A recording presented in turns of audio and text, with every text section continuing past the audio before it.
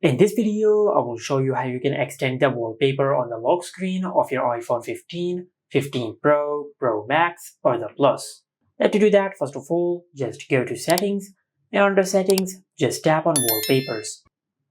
From here, just tap on Add New Wallpaper, and from here, just select the wallpaper which you want to add. For example, I'll tap on Photos, and I'll select the photo from the Photos app. Now for an example, I will select this photo. Now to extend this wallpaper, just tap on the three dots over here. Now from this menu, just tap on Extend. Now at the bottom of the screen, just select Extend. Now you will have to wait from a few seconds to a minute for your iPhone to extend the wallpaper. Now once your iPhone extends the wallpaper, now you can crop in or zoom out as you want. Now once you are satisfied with the result, then just tap on Add. Now if you want to set the same wallpaper as the wallpaper of your home screen, just select Set as Wallpaper Pair. Otherwise, you can tap on Customize Home Screen.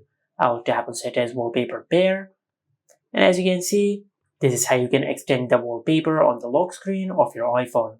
And this is it. Make sure to like, comment, and subscribe. Thank you for watching.